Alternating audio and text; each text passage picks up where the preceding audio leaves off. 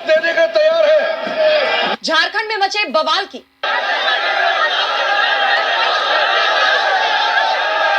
जानेंगे अमित शाह पर राहुल गांधी के बड़े खुलासे को टीएमसी के बागी सांसदों ने कैसे उड़ाई बीजेपी की नींद।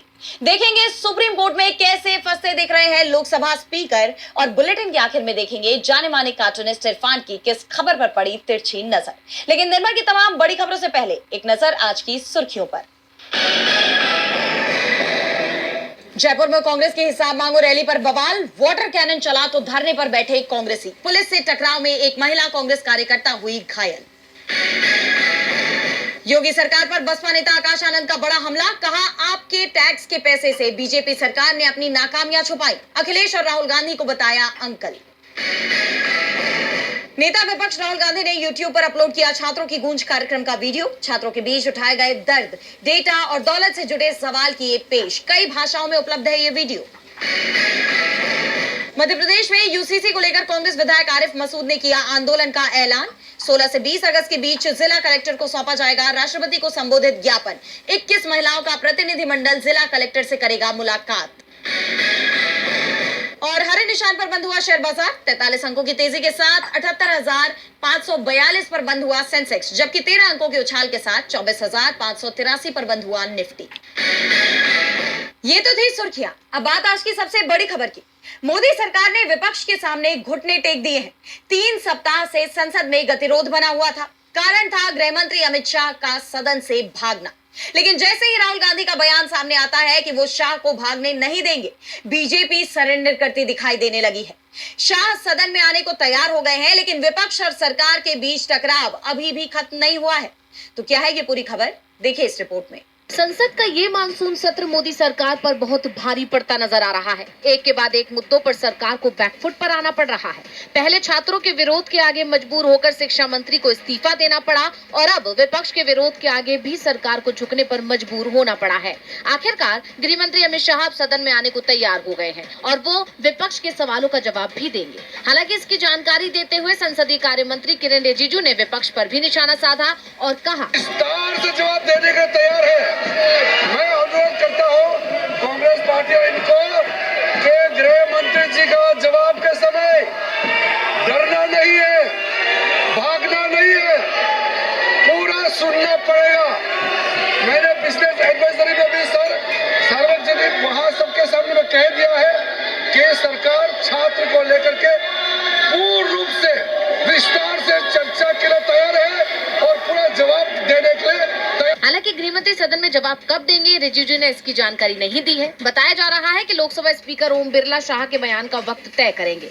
दरअसल दिल्ली के जंतर मंतर पर 20 जुलाई को प्रदर्शन कर रहे छात्रों पर पुलिस एक्शन को लेकर विपक्ष लगातार गृह मंत्री के बयान की मांग कर रहा है। इसे लेकर सदन के अंदर तो विपक्ष आवाज उठा ही रहा है, साथ ही सदन के बाहर प्रदर्शन भी लगातार जारी है।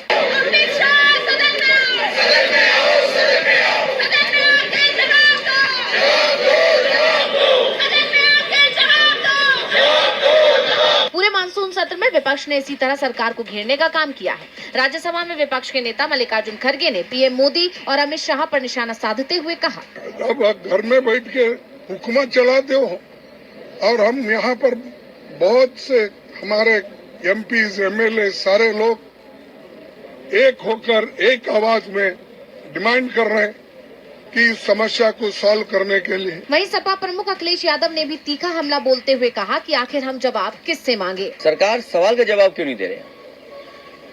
सरकार सवाल से क्यों भाग रही है? लाठी चली, आंसू गैस के गोले चले, करंट लगा, बहुतों को चोटें लगी, अस्पताल में बड़े पैमाने पे छात्र नौजवान गए, एडमिट हुए। इलाहाबाद में आज भी बच्चों के ऊपर मुकदमे दर्ज हैं। विपक्ष की इस एकजुटता से सरकार पर भी दबाव बढ़ता दिखाई दे रहा है। यही वजह है कि उसे एक बार फिर बैकफुट पर आना पड़ा। ऐसे में इंतजार अब अमित शाह के सदन में भाषण का है। देखना ये होगा कि विपक्ष के आरोपों के जवाब में शाह का क्या रुख होता है। क्या वो लाठीचार्ज की जिम्मेदारी लेंगे, और अगर ऐसा होता है तो क्या वो भी इस्तीफा देंगे? ये बड़ा सवाल है। शाह सदन में आएंगे, लेकिन विपक्ष के हर सवाल का जवाब देंगे, इस पर सवाल बने हुए हैं। और उससे भी बड़ा सवाल तो ये है कि वो सदन में कब आएंगे। शाह पर संसद में छिड़ा संग्राम खत्म होता नहीं दिख रहा। वहीं झारखंड में भी सरकार और छात्रों के बीच जबरदस्त टकराव दिखाई दे रहा है। छात्रों ने विधानसभा को ही घेर लिया है। देखिए ये रिपोर्ट। झारखंड में जेपीएससी जेएसएससी भर्ती परीक्षाओं में कथित धांधली को लेकर छात्र काफी वक्त से मोर्चा खोले हुए हैं, आंदोलन कर रहे हैं और अब रांची में छात्र आर पार के मूड में हैं। छात्रों ने विधानसभा तक मार्च निकाला। अलग अलग राज्यों से आए लोग इसमें शामिल हुए और बीजेपी के कई नेता भी आंदोलन में जुड़े। अनशनकारी देवेंद्र नाथ महतो भी इस मार्च में शामिल हुए। इस दौरान पुलिस की तरफ से छात्रों को रोकने के लिए बैरिकेडिंग की गई। पुलिस ने छात्रों को आखिरी चेतावनी देकर रोका, लेकिन छात्र नहीं माने। I'm an AI.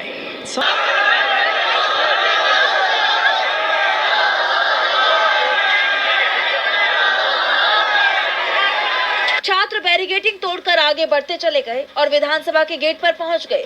विधानसभा के पास छात्रों और पुलिस के बीच हिंसक झड़प हो गई। इसके बाद पुलिस ने छात्रों पर लाठीचार्ज किया, आंसू गैस के गोले छोड़े। पुलिस का आरोप है कि पुलिस वालों पर प्रदर्शनकारियों ने चप्पल और बोतलें फेंकी, जिसके चलते पुलिस को कार्रवाई करनी पड़ी। बता दें कि छात्र और सरकार के बीच 3 बार बातचीत हो चुकी है, जिसमें लगभग सभी मुद्दों पर सहमति बन गई। हालांकि छात्र सीबीआई जांच की मांग कर रहे हैं, जिसे सरकार ने नहीं माना है। इस पर पेच फंसा हुआ है, लेकिन सरकार की तरफ से इस मुद्दे पर तेजी से कार्रवाई की जा रही है। इसी क्रम में जेपीएससी के पूर्व चेयरमैन एल ख्यांते को सीआईडी ने गिरफ्तार कर लिया है। उन पर कई गंभीर आरोप लगे हैं। अभी हाल ही में उन्होंने इस्तीफा दे दिया था, जिसके बाद अब उनकी गिरफ्तारी हो गई है। इससे पहले सीआईडी डिप्टी परीक्षा नियंत्रक समेत 19 लोगों को गिरफ्तार कर चुकी है और ये पूरा घटनाक्रम तब देखने को मिला जब जेपीएससी के बचे हुए तीनों सदस्यों ने अपने पदों से इस्तीफा दे दिया है। अब देखना होगा कि झारखंड में ये मामला कब शांत होता है। झारखंड में जो बवाल मचा हुआ है उसके पीछे बीजेपी का हाथ मारा जा रहा है, क्योंकि सरकार छात्रों की लगभग सभी मांगों को मानने के लिए तैयार हो गई है। ऐसे में सवाल बीजेपी की भूमिका पर खड़े हो गए हैं। वहीं सवाल मोदी सरकार पर भी बने हुए हैं। राहुल गांधी ने जंतर मंतर में छात्रों के प्रदर्शन को लेकर एक लेख लिखा है और निशाना देश के गृह मंत्री हैं। तो क्या कुछ कहा है राहुल गांधी ने, देखिए इस रिपोर्ट में। जंतर मंतर पर सीजेपी प्रोटेस्ट के दौरान छात्रों पर हुई पुलिस कार्रवाई के मुद्दे पर कांग्रेस सांसद राहुल गांधी लगातार सवाल खड़े कर रही हैं। और सिर्फ कांग्रेस ही नहीं, पूरा विपक्ष पुलिस कार्रवाई को लेकर बीजेपी को घेर रहा है। राहुल लगातार अमित शाह से मांग कर रहे हैं कि वो सदन में आए और विपक्ष के सवालों का जवाब दें। बताएं कि इन सब के पीछे क्या उनका आदेश था या फिर उन्हें पता ही नहीं था कि पुलिस क्या करने वाली है। इसलिए अब राहुल गांधी ने अमित शाह को घेरते हुए अंग्रेजी अखबार द हिंदू में एक लेख लिखा है। इसका शीर्षक है आइदर कल्पेबल और इनकम्पिटेंट, यानी या तो दोषी अथवा अक्षम है, जिसे उन्होंने एक्सपर्चेट भी किया है। राहुल ने लिखा, पैलेट गन, कील लगे डंडे, आंसू गैस के गोले उन छात्रों पर दागे गए जो शांतिपूर्वक अपने भविष्य के बारे में सवाल पूछ रहे थे।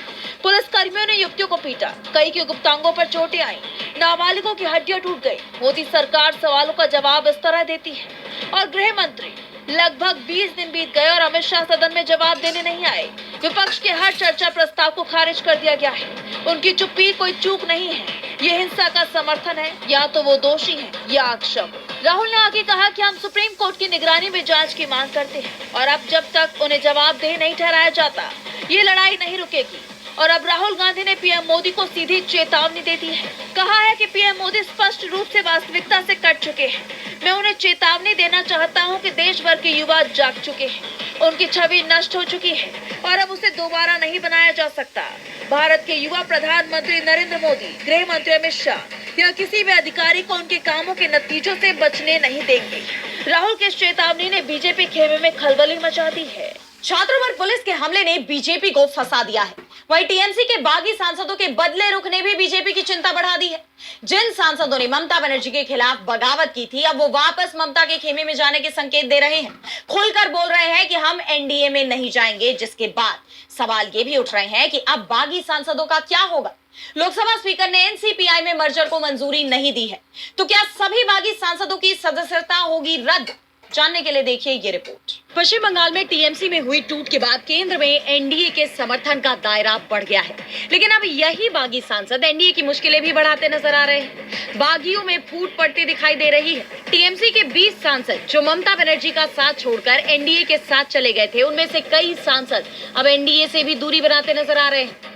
टीएमसी के बागी सांसदों में 3 सांसद लगातार एनडीए की मंगल मिलन की बैठक से दूरी बना रहे थे, जिसके बाद कयास ये थे कि वो एनडीए का साथ छोड़ सकते हैं और अब बागी सांसदों ने खुलकर अपना रुख साफ कर दिया है। टीएमसी के 3 बागी मुस्लिम सांसद अबू ताहिर खान, खलीलुर रहमान और यूसुफ पठान ने कहा है कि वे बीजेपी में शामिल नहीं होंगे और वे एनडीए का हिस्सा भी नहीं है। तीनों सांसदों के मुताबिक वे बीजेपी की राजनीति से सहमत नहीं है, लेकिन अपने क्षेत्र के लोगों के हित में केंद्र और राज्य सरकार के साथ काम करेंगे। ये तीनों ही उन 20 बागी टीएमसी सांसदों में शामिल है जिन्होंने बंगाल विधानसभा चुनाव के कुछ ही हफ्तों बाद ममता बनर्जी की पार्टी से अलग होकर nationalist citizens party of India यानी एनसीपीआई में विलय किया था। साथ ही एनडीए को समर्थन देने की घोषणा की थी। हालांकि लोकसभा स्पीकर ओम बिरला ने अभी तक उन्हें औपचारिक रूप से एनसीपीआई सांसद के तौर पर मान्यता नहीं दी है। अबू ताहिर और खलीलुर रहमान के मुताबिक स्पीकर अभी भी उन्हें संसद में टीएमसी सांसद कहकर संबोधित करते हैं और उनके नाम के साथ टीएमसी लिखा जाता है। अब माना तो ये भी जा रहा है कि टीएमसी के ये 3 बागी सांसद ममता बनर्जी के साथ वापस जाना चाहते हैं और अगर ऐसा होता है तो ये एनडीए के लिए झटका साबित होगा। टीएमसी के बागी सांसद बीजेपी की मुसीबत बढ़ा रहे हैं, वही मुसीबत सुप्रीम कोर्ट ने भी बढ़ा दी है। उद्धव ठाकरे की पार्टी से बगावत करने वाले शिवसेना यूबीटी के 6 सांसदों के शिंदे गुट में जाने की मंजूरी देने का मामला सुप्रीम कोर्ट पहुंच गया है। तो क्या कुछ हुआ कोर्ट में इस मामले में सुनवाई के दौरान, देखिए इस रिपोर्ट में। Please stop learning. Speaker Om Birla के फैसले पर मचा बवाल अब सुप्रीम कोर्ट तक पहुंच गया है। दरअसल महाराष्ट्र में उद्धव ठाकरे गुट की शिवसेना के 6 सांसदों ने बगावत कर एकनाथ शिंदे की शिवसेना का दामन थाम लिया। लोकसभा स्पीकर ओम बिरला ने बागी सांसदों को शिंदे की शिवसेना में विलय की मंजूरी भी दे दी। बिरला के इसी फैसले को उद्धव गुट ने सीधे सुप्रीम कोर्ट में चुनौती दी है, याचिका दाखिल की है, जिस पर 10 अगस्त को सुनवाई हुई। याचिकाकर्ता की तरफ से पेश सीनियर एडवोकेट देवदत्त कामत ने कहा कि प्रतिवादियों की कोशिश संसद के चल रहे मॉनसून सत्र को किसी भी तरह से गुजारने की है। वहीं सीनियर एडवोकेट कपिल सिब्बल भी याचिकाकर्ता की तरफ से ही कोर्ट में पेश हुए थे। उन्होंने कोर्ट में तर्क दिया कि जब सांसदों के खिलाफ अयोग्यता की कोई याचिका दायर नहीं की गई तो स्पीकर के पास विलय को मंजूरी देने वाला आदेश पारित करने का कोई अधिकार नहीं है। स्पीकर विलय को मंजूरी देने का आदेश तभी पारित कर सकते हैं जब वो संविधान की 10वीं अनुसूची के तहत दायर किसी आवेदन को खारिज कर रहे हों। सिब्बल ने यह भी कहा कि स्पीकर ने यूबीटी पक्ष को अपनी बात रखने का कोई मौका नहीं दिया। इस पूरे मामले में सरकार की तरफ से कोर्ट में कोई पेश नहीं हुआ। ऐसे में सुनवाई को स्थगित करना पड़ा और 2 हफ्ते बाद मामले की सुनवाई तय की गई है। लेकिन इस पूरे मामले में शिंदे और स्पीकर बिरला का फंसना तय माना जा रहा है। जैसा आप जानते हैं कि अभी हाल ही में पीएम मोदी ने बैठक की थी जिसमें एनडीए के नवनिर्वाचित और बागी सांसद भी शामिल थे, जिस पर उद्धव ठाकरे ने पीएम मोदी समेत एनडीए पर निशाना साधा था और सवाल किया था कि जब शिवसेना के बागी सांसदों का मामला सुप्रीम कोर्ट में लंबित है तो उन्हें बैठक में क्यों शामिल किया गया, जैसे सरकार पहले ही घिरी हुई थी और अब कोर्ट में भी सरकार का घिरना तय है। सुप्रीम कोर्ट अब इस मामले की सुनवाई कर रहा है और लोकसभा स्पीकर इस मामले में फंसते दिखाई दे रहे हैं। वही बीजेपी भी बुरी तरह से घिरती दिख रही है। 9 अगस्त को आदिवासी दिवस था, इसे लेकर विपक्षी दलों की तरफ से कार्यक्रम भी किए गए, लेकिन बीजेपी की तरफ से कार्यक्रम करना तो दूर रहा, सोशल मीडिया पर एक पोस्ट तक नहीं की गई, जिस पर अब विपक्ष ने सवाल खड़े कर दिए हैं।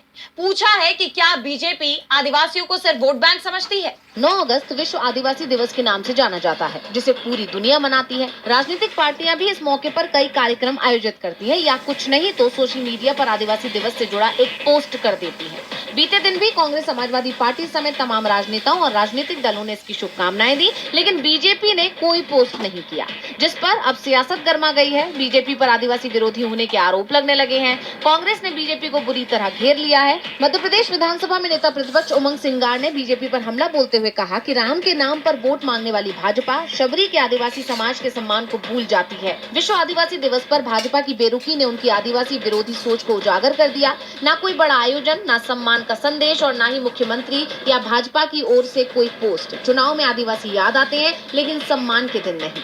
कांग्रेस आदिवासी के चेयरमैन विक्रांत भूरिया ने भी इस पर बीजेपी को घेरा है। उन्होंने कहा, विश्व आदिवासी दिवस जब हमारा देश ही नहीं पूरा विश्व मनाता है, world tribal day, world indigenous people day, और सबसे बड़ी जो सामने चौंकाने वाली चीज आई कि हमारे देश के भाजपा के बड़े बड़े नेता आदिवासियों को विश्व आदिवासी दिवस पर बधाई देना ही भूल गए।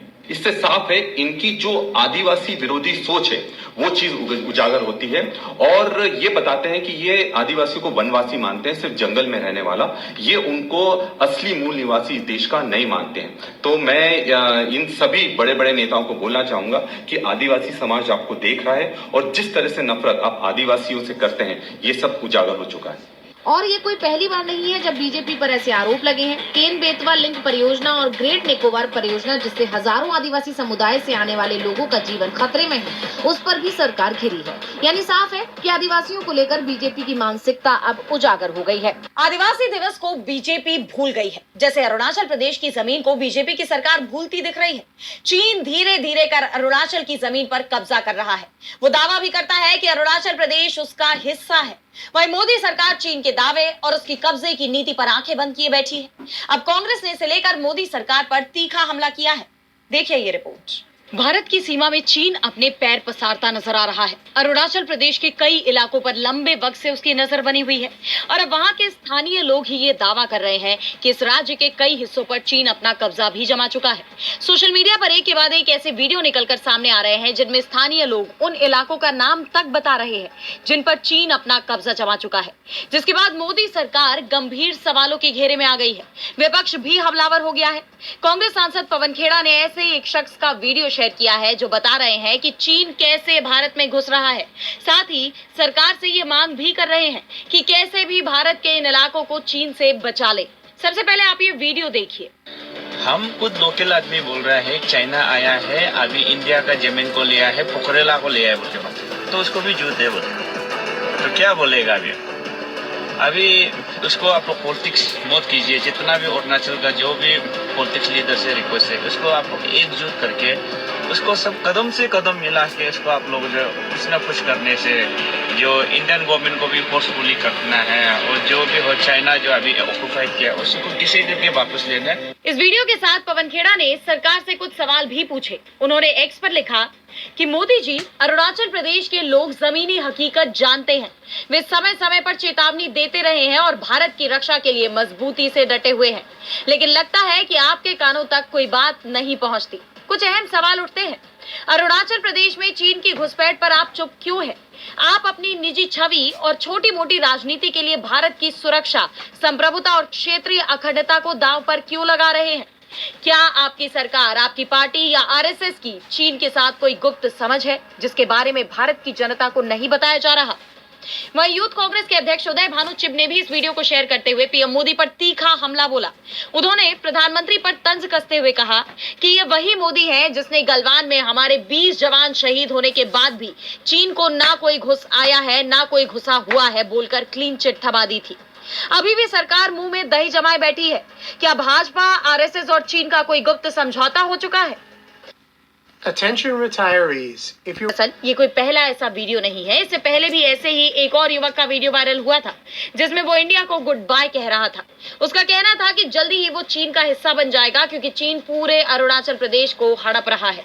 इस वीडियो के साथ सपा प्रमुख अखिलेश यादव ने मोदी सरकार के लिए लिखा कि सीमाओं की चिंता करो, परिसीमन की नहीं। अब कांग्रेस ने भी सवाल उठाए हैं जिससे सरकार बुरी तरह घिरती दिखाई दे रही है। अब देखना ये होगा कि इस पर मोदी सरकार क्या सफाई देती है। और बुलेटिन के आखिर में देखेंगे जाने माने कार्टूनिस्ट इरफान की किस खबर पर पड़ी तिरछी नजर।